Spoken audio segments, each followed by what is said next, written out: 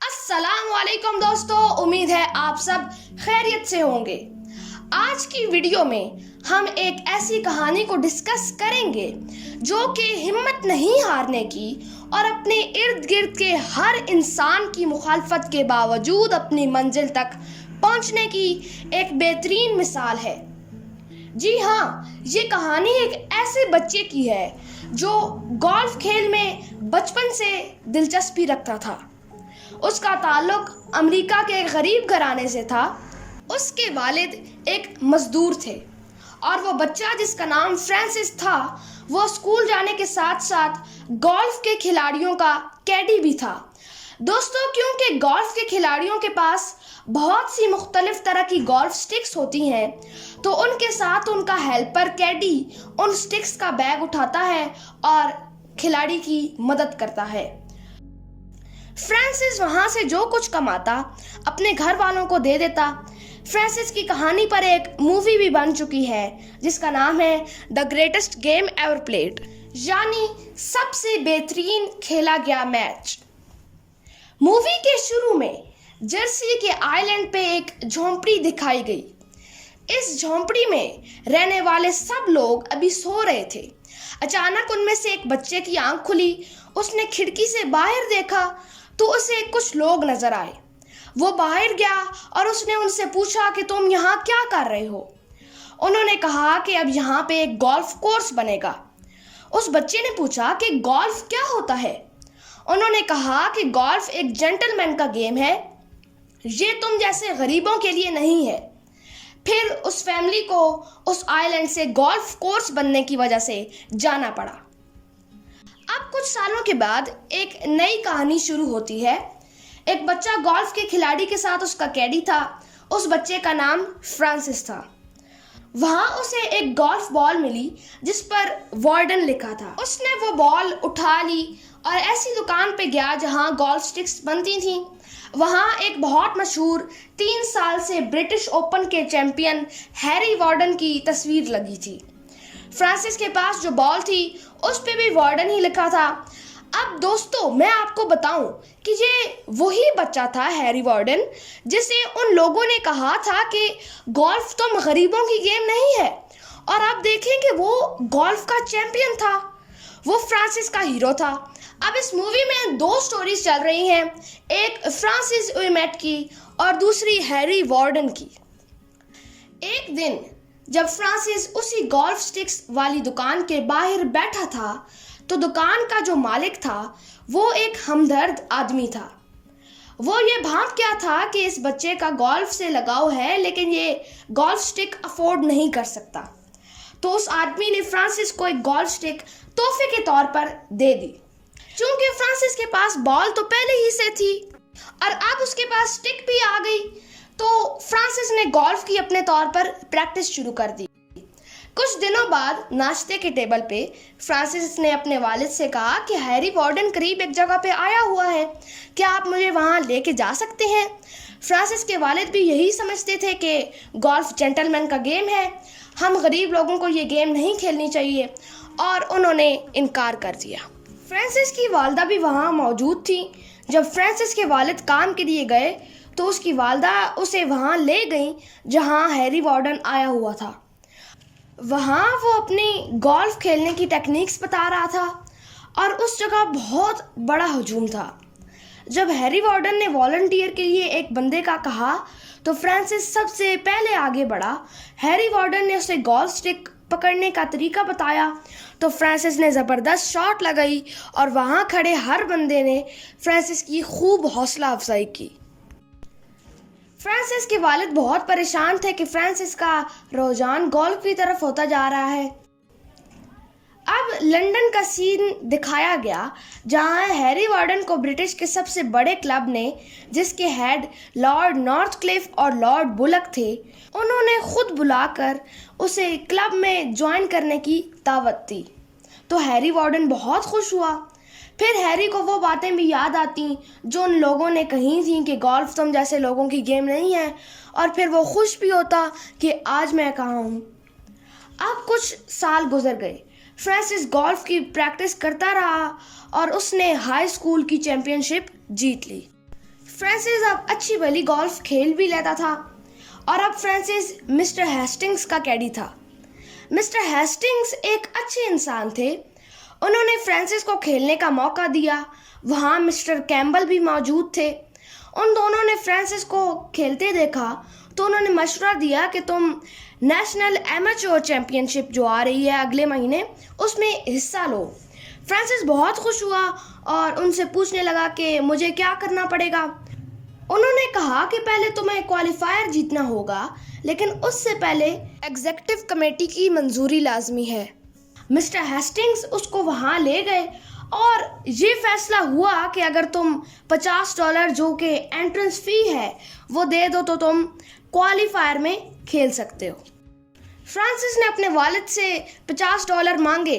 पहले तो उन्होंने इनकार किया, लेकिन फिर फ्रांसिस ने ये वादा किया कि अगर मैं क्वालिफाई ना कर सका तो मैं गोल्फ खेलना छोड़ दूंगा, और इस बात पर वो राज़ी हो गए। अब क्वालिफायर शुरू हो गया। फ्रांसिस बहुत अच्छा खेल रहा था। अब ये वक्त आ गया कि अगर इस शॉट में फ्रांसिस ने बॉल होल में डाल ली तो वो क्वालिफाई कर जाएगा। वो बहुत कॉन्फिडेंट था, लेकिन अचानक उसने देखा कि उसके वालिद भी खड़े देख रहे हैं, तो वो नर्वस हो गया और वो बॉल को होल में ना डाल सका। फ्रांसिस बहुत परेशान था कि अब वो गोल्फ नहीं खेल सकेगा। अब फिर से लंदन का सीन दिखाया गया। वहाँ लॉर्ड नॉर्थक्लिफ हैरी वार्डन से कह रहे थे कि यूएस ओपन चैंपियनशिप आ रही है, तुम उसमें खेलो। हैरी वार्डन ने कहा कि मेरे साथ मेरा एक दोस्त टेड रे भी खेलेगा, और लॉर्ड नॉर्थक्लिफ मान गए। फ्रांसिस अब एक स्पोर्ट्स शॉप पे काम करता था। वहाँ मिस्टर हेस्टिंग्स और रॉबर्ट वॉटसन आए। Robert Watson United states golf association के प्रेसिडेंट थे। उन्होंने उसे दावत दी कि तुम यूएस ओपन चैंपियनशिप में खेलो, लेकिन फ्रांसिस ने इनकार कर दिया क्योंकि उसने अपने वालिद से वादा किया था कि मैं गोल्फ नहीं खेलूंगा। लेकिन फ्रांसिस जब गोल्फ का सामान यूएस ओपन के गोल्फ कोर्स के करीब दुकान पे छोड़ने आया तो उसने जब हैरी वार्डन को प्रैक्टिस करते देखा तो उससे रहा ना गया। वो फौरन मिस्टर वॉटसन के पास गया और कहा कि मैंने अपना फैसला बदल लिया है, क्या आप मुझे यूएस ओपन में खेलने की इजाज़त देंगे। मिस्टर वॉटसन मान गए और अब बस फ्रांसिस को क्वालिफायर जीतना था। मिस्टर कैम्बल ने फ्रांसिस को खूब प्रैक्टिस करवाई और आखिरकार फ्रांसिस यूएस ओपन के लिए क्वालिफाई कर गया। अब फ्रांसिस के साथ ये मसला बना कि इसके कैडी को एक और प्लेयर ने अच्छी ऑफर दी तो वो मान गया और फ्रांसिस को छोड़ गया। लेकिन एकदम फ्रांसिस ने अपने दोस्त जैक को देखा। जैक भी एक कैडी था, तो फ्रांसिस ने उससे अपना कैडी बनने को कहा, तो वो यूएस ओपन में कैडी बनने पे बहुत खुश हुआ। जैक के साथ उसका एक छोटा सा कम उम्र दोस्त एडी भी था। वो दोनों बहुत खुश हुए। अब रात को जब फ्रांसिस घर आया तो उसके वालिद ने उसे बहुत डांटा और कहा कि तुम कल खेलने नहीं जाओगे, तो फ्रांसिस ने इनकार कर दिया।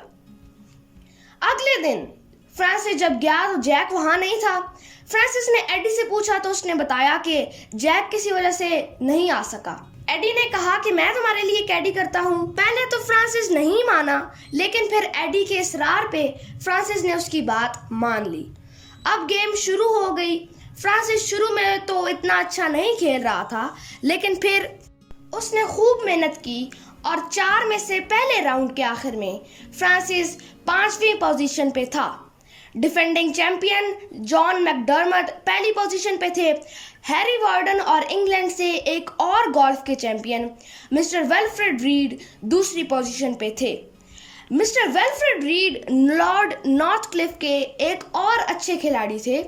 असल में लॉर्ड नॉर्थक्लिफ इसलिए ये ट्रॉफी जीतने के लिए इतनी मेहनत कर रहा था क्योंकि उसको इंग्लैंड के प्राइम मिनिस्टर ने एक अपनी कैबिनेट में सीट देने का वादा किया था अगर वो ये ट्रॉफी ले आए। सब खिलाड़ियों ने खूब मेहनत की और खेलते खेलते दूसरा राउंड भी गुजर गया। दूसरे राउंड के आखिर में मिस्टर विल्फ्रेड रीड और हैरी वार्डन पहली पोजीशन पे थे, दूसरी पोजीशन पे टेड रे और तीसरी पर जॉन मैकडर्मट, और फ्रांसिस अब 7वीं पोजीशन पे था। 2 राउंड्स गुजर चुके थे और 2 बाकी थे। अगले दिन बारिश हो रही थी और तीसरा राउंड उन्हें बारिश में खेलना पड़ा। तीसरे राउंड में मिस्टर वेल्फ्रेड रीड बिल्कुल भी अच्छा ना खेल सके और वो आहिस्ता आहिस्ता 9वीं से फिर 19वीं पोजीशन पे आ गए और आखिरकार वो गेम से आउट हो गए। तीसरे राउंड के आखिर में हैरी वार्डन पहली पोजीशन पे, टेड रे दूसरी पोजीशन पे और फ्रांसिस तीसरी पोजीशन पे थे। अब अमेरिका की आखिरी उम्मीद या फ्रांसिस था या जॉन मैकडर्मट। अब चौथा राउंड शुरू हुआ। मिस्टर जॉन मैकडर्मट 5वीं पोजीशन पे थे, लेकिन फिर वो भी आहिस्ता आहिस्ता गेम से आउट हो गए। फ्रांसिस ने अब एक स्ट्रोक में बॉल को होल में डाल लिया तो वो पहली पोजीशन पे हैरी वार्डन और टेड रे के साथ आ जाएगा और अमेरिका की अब उम्मीद फ्रांसिस ही था। फ्रांसिस ने बहुत ध्यान से बॉल को हिट किया और वो होल के अंदर चली गई। वहां खड़ा हर बंदा अपनी टोपियों को ऊपर उछालना शुरू हो गया और अब जब 3 खिलाड़ी पहली पोजीशन पे आ गए तो फैसला हुआ कि कल सिर्फ इन 3 खिलाड़ियों के दरमियान यानी फ्रांसिस हुईमेथ, हैरी वार्डन और टेड रे के दरमियान एक 18 होल का फाइनल मैच होगा। अब आखिरकार वो दिन आ गया जिस दिन प्लेऑफ यानी फाइनल था। जब फ्रांसिस सुबह गया तो चैंपियनशिप के कुछ मेन लोगों ने कहा कि तुम अपना कैडी बदलो। रूल्स के अकॉर्डिंग तुम्हारा कैडी ही वो बंदा है जो कि तुम्हें मशवरा दे सकता है, तो तुम एडी की जगह किसी एक्सपीरियंस्ड बंदे को रखो। लेकिन क्योंकि एडी बहुत हर्ट हुआ था तो फ्रांसिस ने ऐसा नहीं किया। कौन पहले खेलेगा इसके लिए टॉस हुआ तो फ्रांसिस ने टॉस जीता। अब जब फ्रांसिस बाहर आया तो उसने देखा कि क्राउड में सब लोग फ्रांसिस की हौसला अफजाई कर रहे थे क्योंकि अमेरिका की आखिरी उम्मीद फ्रांसिस ही था। गेम अपने आम अंदाज में शुरू हुई। तीनों खिलाड़ी अभी तक एक जैसे ही जा रहे थे। फिर हैरी वार्डन और टेड रे ने एक टेक्निक इस्तेमाल की कि किसी तरह फ्रांसिस पीछे रह जाए, क्योंकि वो दोनों अच्छे दोस्त थे और दोनों ही इंग्लैंड से ताल्लुक रखते थे और इंग्लैंड को जिताना चाहते थे। वार्डन ने बॉल को होल में डालने के बजाय बॉल फ्रांसिस की बॉल के आगे लगा दी, जिससे टेड रे एक स्ट्रोक आगे निकल गया। अब 14वें होल पे टेड रे से एक शॉट गलत लगी तो इसकी बॉल दरख्तों के दरमियान चली गई। उसने वहां से निकालने की कोशिश की लेकिन उसकी काफ़ी स्ट्रोक्स ज़ाया हो गई और इस होल के बाद टेड रे गेम से आउट हो गया। अब गेम में सिर्फ फ्रांसिस और हैरी वार्डन रह गए थे। वो दोनों बिल्कुल एक जैसा खेलते रहे। 17वें होल पे हैरी वार्डन ने एक स्ट्रोक बचाने के लिए और फ्रांसिस को चाल में फंसाने के लिए बॉल को दरख्तों के ऊपर से ले गया। फ्रांसिस भी वैसे ही करने वाला था, लेकिन वहाँ एडी ने उससे कहा कि ये एक चाल है, तो फ्रांसिस चाल में नहीं फंसा। अब दोस्तों आप देखें कि वो लोग कहते थे कि तुम एडी की जगह किसी और बंदे को रखो ताकि वो तुम्हें अच्छा मशवरा दे। अब एडी ने उसे अच्छा मशवरा नहीं दिया, बिल्कुल दिया। हैरी वार्डन जब अगली शॉट लगाने गया तो उसने देखा कि उसकी बॉल तो मिट्टी में पड़ी है। फ्रांसिस की बॉल थोड़ी पीछे तो थी लेकिन वो प्लेन जगह पे थी। यहाँ हैरी वार्डन की एक स्ट्रोक ज़ाया हो गई और 17वें होल के बाद फ्रांसिस एक स्ट्रोक आगे निकल गया। 18वें और आखिरी होल पे अब दोनों खिलाड़ियों की बॉल्स होल के करीब आ गईं। अभी भी फ्रांसिस एक स्ट्रोक आगे था। अगर एक ही स्ट्रोक में अब फ्रांसिस बॉल को होल में डाल ले तो वो जीत जाएगा, लेकिन वो बॉल को होल में नहीं डाल सका। बहुत करीब से बॉल गुजर गई। अब हैरी वार्डन और फ्रांसिस दोनों फिर से इक्वल हो गए। अब जब हैरी वार्डन ने स्ट्रोक मारी तो उसकी बॉल बहुत बहुत करीब से रह गई। फिर उसने हल्का सा टच किया और बॉल होल में चली गई। हैरी वार्डन फिर से फ्रांसिस से एक स्ट्रोक पीछे रह गया। अब अगर फ्रांसिस ने एक ही स्ट्रोक में बॉल को होल में डाल लिया तो वो जीत जाएगा। फ्रांसिस बहुत नर्वस था क्योंकि यही वो स्ट्रोक थी जो कि उसके मुस्तकबिल का फैसला करने वाली थी। उसने बॉल को हिट किया और और बॉल हॉल में चली गई। सारे क्राउड ने फ्रांसिस और एडी को अपने कंधों पे उठा लिया। फ्रांसिस बहुत खुश हुआ कि आज वो यूएस ओपन जीत चुका है। और जब लोगों ने फ्रांसिस को पैसे दिए तो उसने ना लिए बल्कि एडी को दे दिए। और उसने देखा कि उसके साथ जितने भी हमदर्द लोग थे वो सब वहाँ मौजूद थे और सब बहुत खुश थे, जैसे कि मिस्टर हेस्टिंग्स, मिस्टर कैम्बल, उसकी वालदा। और एकदम एक आदमी ने फ्रांसिस को पैसे दिए तो फ्रांसिस ने देखा कि ये उसके वालिद थे और वो बहुत खुश हुआ कि आज जितने भी मेरे साथ हमदर्द लोग थे वो यहाँ मौजूद हैं और उसके वालिद भी वहाँ मौजूद हैं। और आखिर में फ्रांसिस ने ट्रॉफी ली और वो और एडी बातें करते हुए अपने घर चले गए। उसी साल हैरी वार्डन ने अपनी छठी ब्रिटिश ओपन चैंपियनशिप जीती, जो कि एक रिकॉर्ड है आज तक। 1937 में हैरी वार्डन का इंतकाल हो गया, लेकिन आज तक वो सबसे बेहतरीन अंग्रेज प्लेयर माना जाता है। फ्रांसिस वीमेट एक नुमाया बिजनेसमैन बन गया और उसने मजीद 2 अमेरिकन एमेच्योर चैंपियनशिप जीतने में कामयाबी हासिल की और इस खेल का सबसे पसंदीदा एम्बेसडर बन गया।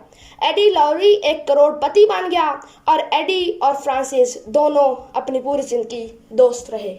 तो फ्रेंड्स, ये थी the greatest game ever played की स्टोरी। उम्मीद है आपको ये पसंद आई होगी।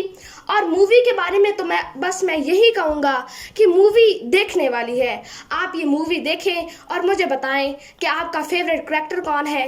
आज के लिए बस इतना ही। अल्लाह हाफिज़।